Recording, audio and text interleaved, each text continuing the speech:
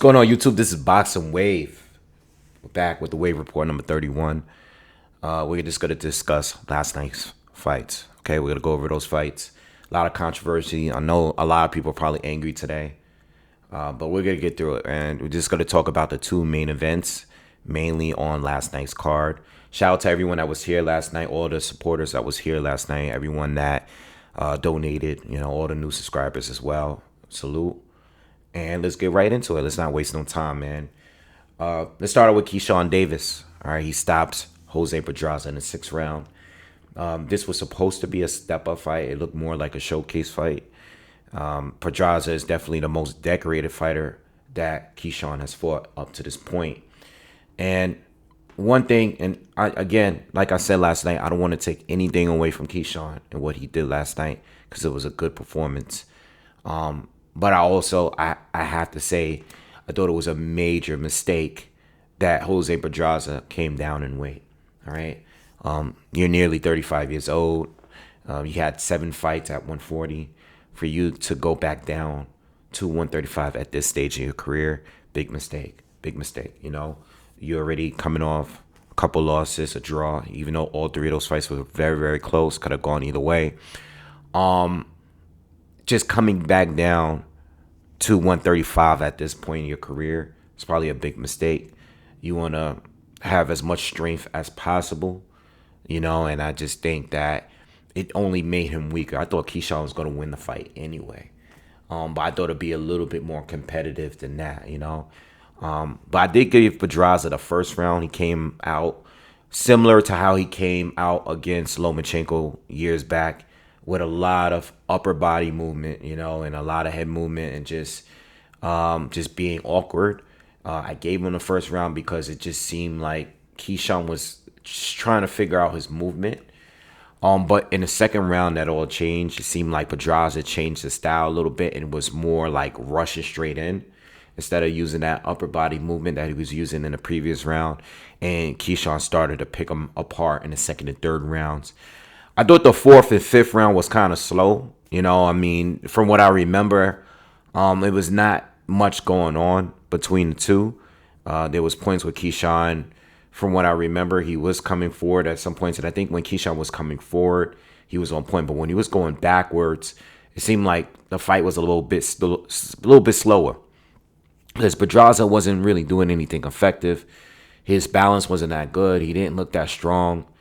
And whenever there was periods where Keyshawn would fight on the back foot, it's like he was winning, but it was kind of boring, And then the 6th round, I think at that point, just Keyshawn decided to I'm not playing with you no more. I'm just going to get this over with. And he destroyed Pedraza. And there was a moment earlier in the fight, I think maybe it was the 2nd round, where, Keyshawn really just started to unload on Pedraza before slowing it back down.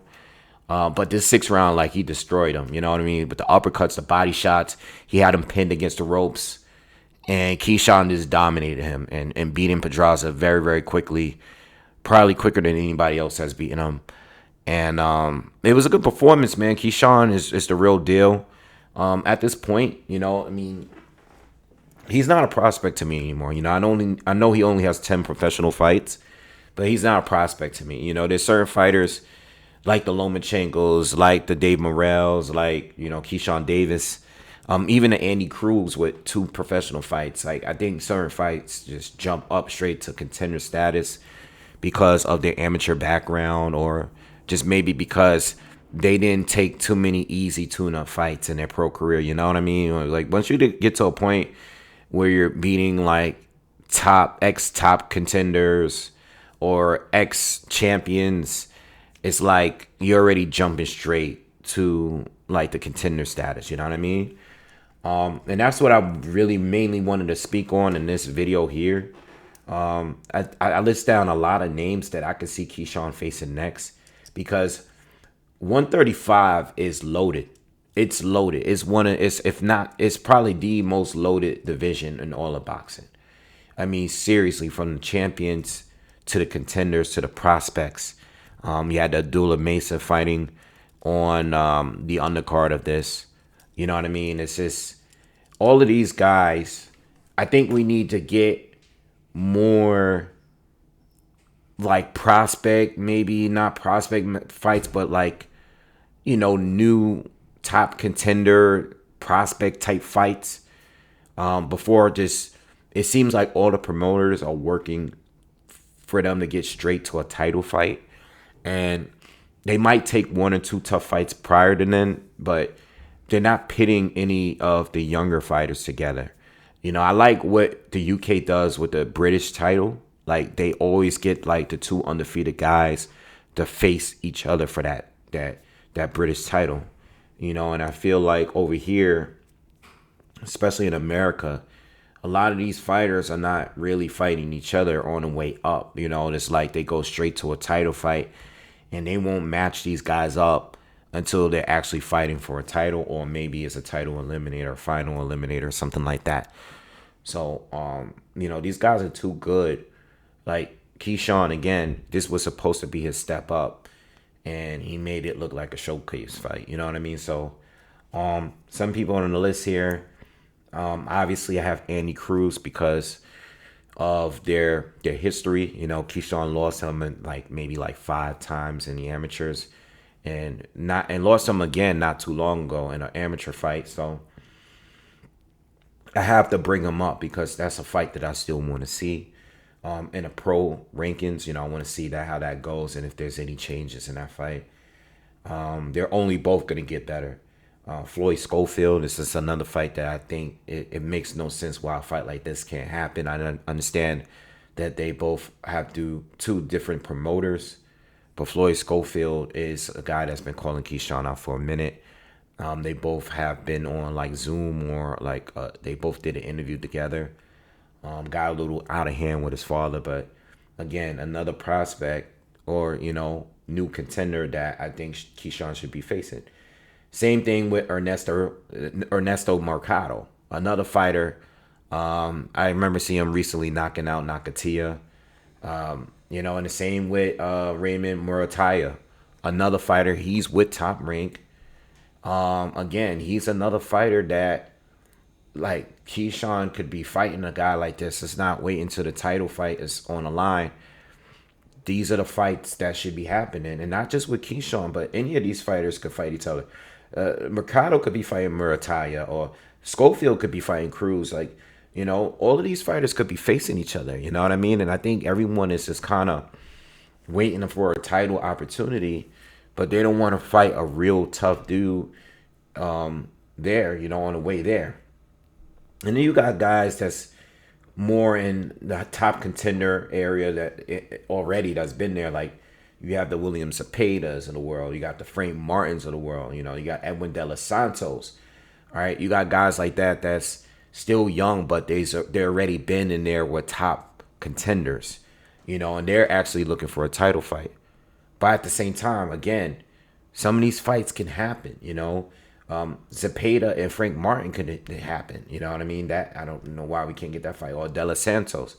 And you also got Yoshino, who lost to Shakur. That'd be a good fight for Keyshawn.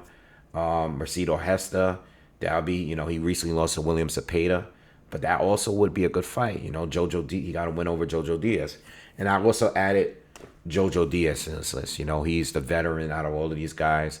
And some of these guys beat him on the way up, like William Cepeda and like a Devin Haney. So, again, some of these fighters are a little younger and more accomplished, like Devin Haney.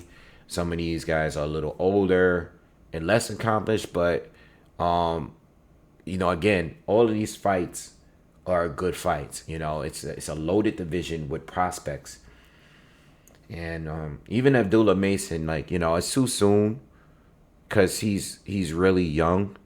But I know someone mentioned on a live last night if how I would feel about him fighting like a Keyshawn. I feel like it's too soon, but at the same time, when it comes to the journeyman, I think it's good to continue having some of those fights with journeyman. But it's like when you dominate them so easily, we don't want to go too many fights, maybe 2, 3 more fights top, and Abdullah Mason should be fighting a contender, or a former champion, And even in those fights, he's gonna dominate probably, But these top contenders or top prospects should be facing each other at some point. We don't have to wait until the championship fight. We want to know how good you really are. You had Charlie Sheehy on the card too. They were saying he's a 17-time national champion. You know what I mean? Like, and that fight got tough. Put him in there with one of these other prospects right now. What are we waiting for? You know? But good performance overall with Keyshawn Davis. And he's pretty close to being in position to fight for a title. And I don't know how it's going to work with him and Shakur. But, I think obviously they're not going to fight each other. But unless there's like no other ways to go. But it might be a point where they might have to fight each other. And this is why I always say I don't like friends in boxing, but they're more than friends that like they're part of the same camp. They're part of the same camp. It was a little bit different when Jamel Herring fought Shakur. Obviously, they didn't really want to fight each other, but there's an age gap between them. And it's not like they boys hanging out. Like Keyshawn and Shakur, they're really close in age. So it's a little different. So I'm not expecting to see that fight. But again, at some point, if these guys are waiting to get a title shot, you might have to do what you have to do. But there's so many other options here. And the way I'm looking at it, Keyshawn doesn't even have to fight Shakur because he has rivals here on this list that he could be facing. I saw him calling out Teofimo Lopez and all that. Teofimo is not going to fight Keyshawn. Teofimo is looking past him because he's already fought people that's on a higher level. So, Teo right now at his stage, he's looking for the big money fights. He's looking to get paid as he should. And Keyshawn is looking to work and build his resume as a fighter and improve and work on things. So I think they're at two different stages of their career. And I think at some point down the line when Keyshawn has become champion, maybe unify or something, or win a big fight, maybe a guy like Teo would fight him. But if the money is right, but I'm not expecting Teofimo Lopez to fight a Keyshawn Davis, especially after his performance from last night. All right. All right. Let's talk about the big fight, man. From last night. Oh, man, I had to think about this fight so much. I got up.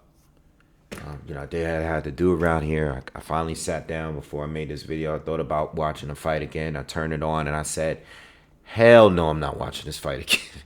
Hell no. This was the worst fight that I've seen since Shakur and Edwin De Los Santos. This is the worst fight I've seen since then. And no, I'm not going to watch it again.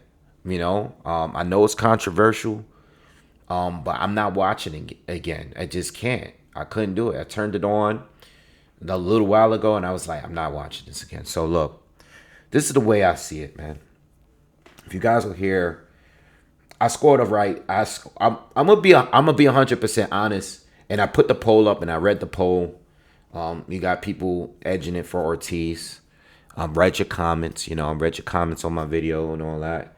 Even read a few tweets. Look, the way I see it, man, I had Ortiz win the fight. I scored it 7-5 for him. Mind you, I just want to also add, I thought the rounds that I scored for Ortiz were easier to score for me. All right. Lopez, some of the rounds that I gave him, I feel like he really had the fight. They were close rounds. They were swing rounds. Maybe a couple of those were like swing rounds. All right. So I think Ortiz won as far as he won the fight. He outlanded. I'm not talking about CompuBox. CompuBox, I'm basing it off what I'm seeing. I don't think CompuBox is accurate. There's plenty of fights that I've seen that I thought they were wild. All right. I didn't even look. I'm talking about based on what I'm seeing. Ortiz is winning the boxing match. Okay. I think from the sense of the 117-111 scorecard, it is a robbery because the scorecard was just too wide. It's like the Triple G Canelo first fight. I just don't think there's any way possible you can give Jermaine Ortiz only 3 rounds. I'm sorry. I know he was boring.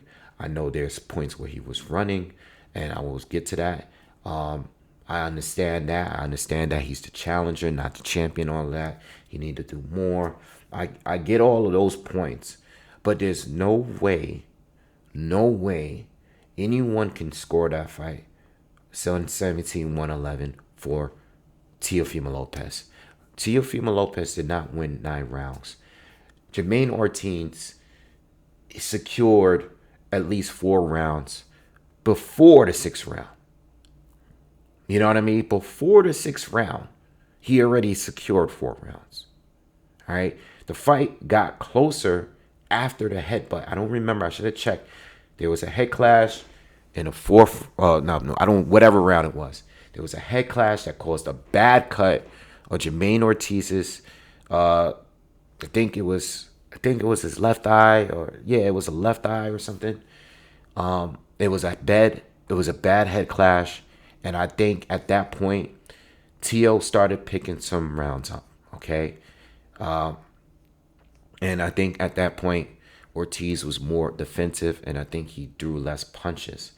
But before that, it seemed like when I look at the fight, when I did the breakdown of the fight, it seems like Ortiz had improved in certain things, and at least his planning and the way that he prepared for this fight worked, because he wasn't lunging, when he was coming forward, a few times that he was coming forward, it didn't seem like he was lunging in. He was really working behind the jab.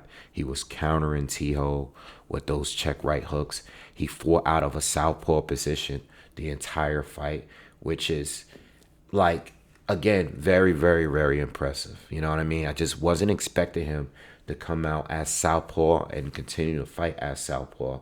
He did everything that Sandor Martin did, but did it better. He didn't score any knockdowns in the fight, but he did what Sandor Martin was doing in that fight, in catching Tio, rushing in, lunging in, without using a jab again. It's like Tio, I didn't see him improve for this fight, and I'll get to more about Tio in a minute, but it seemed like Ortiz came with a game plan.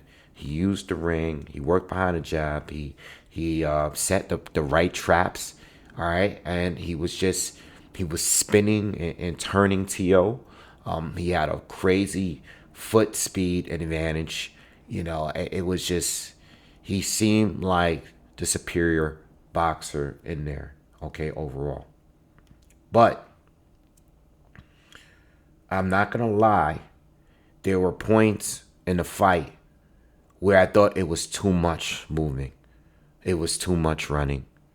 It was just running. It was just blatant running at some point. You know what I mean? There were long periods where he was just moving and he was throwing nothing. And I understand that Tio wasn't really doing anything but just being aggressive and trying to come forward.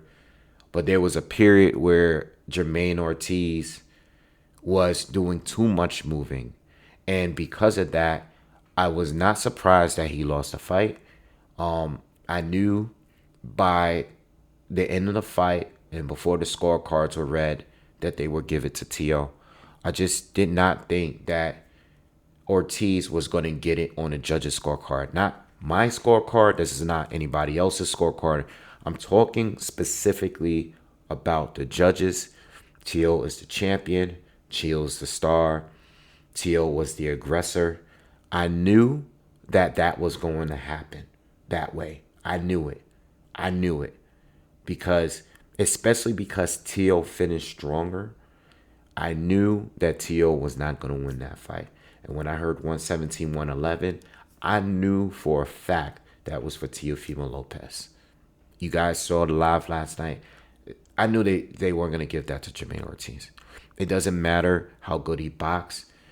He ran too much in the fight. He did. Again, he outboxed, he outlanded Teo for sure, for sure. He definitely outlanded Teo. Even when it comes to who landed the bigger power shots or who landed more effective shots, Teo was never effective. We know that Teo's a bigger puncher, but Teo was never effective in this fight. And that's the problem I have with Teo. And it makes me, I have more confirmation on who he is at this point as a fighter. Teo has one style, right? He has one style. And depending on the opponent, it either works well or it works horribly. He's not going to adjust. He has one way of fighting, and if it doesn't work that way, it's not going to look good. When it's working against him, he is just going to be more aggressive and be more frustrated. And in this fight here, I'm sorry, it just wasn't enough to me. Even though the man Ortiz was running at points, Teofimo Lopez to me in this fight, where was the jab? Where was it? Where was the body shots? If this guy is turning and spin, at least let him exit with catching a hook to the body. At least with Canelo, and this is the perfect example, at least with Canelo and Lara, first of all, Lara to me landed way many more cleaner left hands than Ortiz did in this fight. But also on Canelo's argument, you could say like Canelo at least was landing to the body consistently. Not many headshots landing in the fight, but consistently attacking the body. It seems like Teo just wanted to just land the big right hand, lunging, land an uppercut, lunging in, throwing a double cross. It was just, it wasn't enough, He literally wanted Jermaine to stand there and engage and trade with him. And a fighter knows that he doesn't have the power you have. I thought it was too much running for my liking, but Ortiz was winning the boxing match. He's landing against Teo where Teo wasn't. And even at the point where Teo got so frustrated that he started to back up and just let Jermaine come to him, what did Jermaine do? Jermaine walked forward to him and was still beating him on those instances too. Jermaine would come forward, throw a flurry, Teo wouldn't respond or miss, and then Ortiz would back up, and then Teo will go right back to chasing him. So I know a lot of people are talking about cutting off the ring, and yes, cutting off a ring is something that certain fighters just can't do well. Like, some guys are not good at coming forward. I said this on a breakdown. I said, you know what, not for nothing, both of these fighters like to be first, but both of these fighters are better when they're fighting on the back foot, when they're setting traps, when they're working to counter you. And it seemed like it worked for Ortiz and it didn't work for Teo, because when Teo was setting the traps, he didn't land that much. He landed some. Yes, he picked up rounds. I gave him 5 rounds. But, I would say 3 out of those 5 rounds I don't think were clear. 2 or 3 of those 5 rounds weren't clear to me. I think it was a lot easier to score rounds for Ortiz based on what I saw. Teo made no adjustments. All he did was I'm coming forward. Now I'm going to come forward even harder. I'm going to push even harder. I'm going to be more aggressive. But he wasn't doing it with intelligence. It was just like, I'm walking forward. I'm just going to walk and be flat-footed and just try to catch up to you. And it just wasn't working out for him. It just wasn't. It is what it is. I think the 117-111 scorecard was too wide. So in that sense, yes, it was a robbery. Am I mad at the robbery? I'm not. I'm not mad at it because I don't want fights to be like this. You know, neither one of them really impressed me. Jermaine Ortiz, he fought smart. He didn't make the same mistakes that he made against, Joseph Adorno, for example. But this wasn't. I walked away from this fight just not happy as a boxing fan. Because I don't want fighters to be. Just like with Shakur. The fight was very close with De Los Santos. It was very, very close. Very, very close. And again, it was just like, I don't want us to continue having these kind of fights. I don't. It seemed like De Los Santos was more of the aggressor, but he wasn't landing anything neither,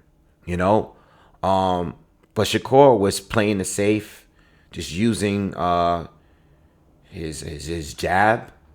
He didn't really throw the left hand that much. It's just a terrible fight. I mean, that fight was even worse than this one, but this was up there too. Teo deserves all of the criticism he's gonna get. But I don't think, and so did Shakur, but I don't think we should let De Los Santos off the hook. I don't think we should let Jermaine Ortiz off the hook.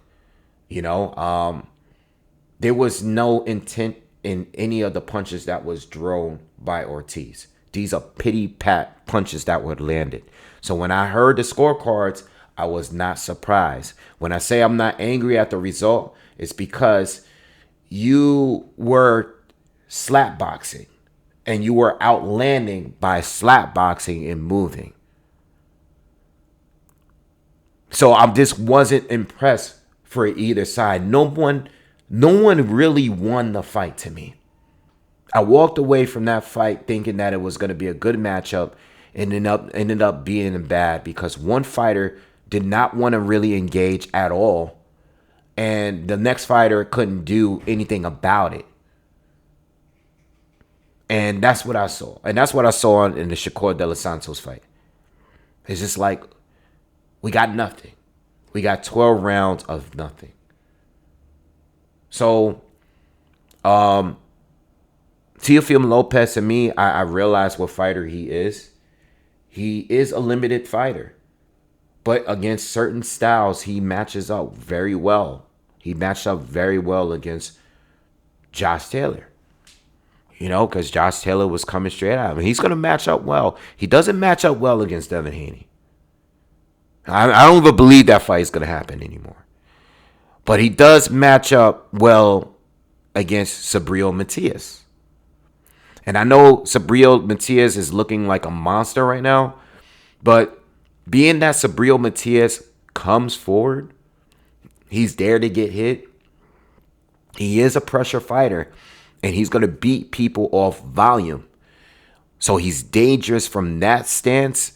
But guys like him, guys like Antoine Russell, those kind of guys fit well for Teofimo Lopez because he's not going to be forced to come forward. Use his front foot. He's not going to be forced into doing that. He's going to be waiting to counter. That's what he wants to do. But when he's trying to force the counter, it doesn't work that way well for him. It didn't last night. It didn't against Sandor Martin. Lomachenko, unfortunately, Lomachenko's got one of those styles for him where it's like a lot of it is based on rhythm.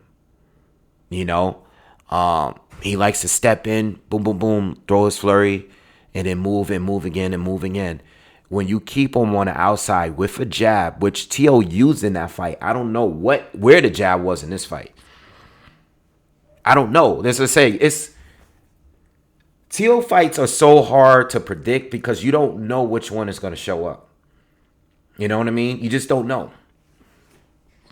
So, Teo, I already know at this point, a Devin Haney fight is not going to be an easy fight for him. When I look back at it before, Regis Prograis lost to Devin Haney, and Regis Prograis a few fights ago when Teo was originally talking about fighting him moving up to 140. Looking at it now, I could see Teo winning a fight like that because you know what happens with Prograde. Prograde kind of lunges in. You know, I could see Teo taking advantage of him there. But when he's forced to come forward and make the action, force the action to happen, you don't get points off just being aggressive and just coming forward. You don't. You shouldn't, at least. And this is why people are stating it's a robbery. Because even though he's coming forward, yes, he's trying to engage, but if he's not landing, if he's missing it, he's getting countered, it doesn't automatically mean he's winning. Yes, you do need to do something to offset the movement of the other fighter. A lot of fighters move because they don't have the power and they don't want to engage with a puncher. But there's fighters that do so many different things to throw off that opponent that's doing all of that movement. You know, we saw that with Ennis and that guy Karen that he fought. Ennis just wasn't good at a guy that moved that much. He didn't really know what to do in that situation. He didn't know what to do. You know, it just goes to show, okay, that's an opponent that's not good for Ennis. Maybe he improves, but you know, Ennis did enough to win because Karen didn't throw any punches. But Ortiz did throw punches and he did connect. There wasn't anything hard, but he did connect. So I overall was unhappy with the fight. I'm unhappy. I'm not really that unhappy with the outcome, but I am unhappy with the fight. I don't care for the 115, 113 scorecard. I do care for the 117, 111 one though. Because it's impossible to score it that way. There's no way you could do it. You know, there's no way you can do it. And when you have a scorecard like that, I say this all the time. When you have a scorecard that is sold wide for the person that the majority feel lost a fight, it just looks like, okay, you didn't even need to watch the fight. Like, you had Teo winning regardless of the outcome. You know, you're going to score as many rounds for Teo as possible. You know what I mean? So, anyway, that's my thoughts on the fight, man. I mean, as far as Teo moving forward, fight Sabril Matias, Ryan Garcia, Rolly Romero. I would like for him to fight Devin Haney, but I don't think it's going to happen. You know, I think he has a chance against Ryan because Ryan likes to come forward. Ryan likes to be on his front foot. He's going to come forward. He's looking to land the hook. So I can see how Teo wins that one. Rolly Pitbull winner. That's another fight that I can see Teo winning because those guys don't have the technique as some of the fighters that Teo has faced recently. It's easier. That's a step down. Either one. Who else is there? You know, Devin Haney. I don't see him winning that fight. No way. Even before this fight, there's no way he's beating Devin Haney. I mean, Devin Haney, for example, if it was Devin Haney could do what Jermaine Ortiz did as far as moving. But Devin Haney is going to be popping you with a jab throughout the fight. He doesn't need to move that much. He doesn't need to run that much without. Devin Haney is going to not only land a bunch of jabs against Teo and control distance, but there's going to be times where Devin Haney is going to beat Teo on the inside too. He's going to beat him every way imaginable. You know,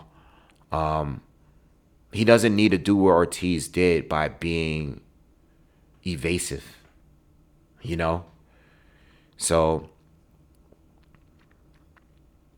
and then those are the other fighters. Fight Sabril Matias, you know? Sabril Matias is a good matchup. I think Teo wins as long as he paces himself as far as, like, not gassing out and not just unloading early in the fight. But Matias, again, you know, dangerous. It's a very dangerous fight. You know, I don't think many people are going to volunteer to fight Sabril Matias. You know. Anyway, that's my thoughts on this fight. Please subscribe to the channel. Smash the like button if you like the content. I'll see you guys on the next one. Peace.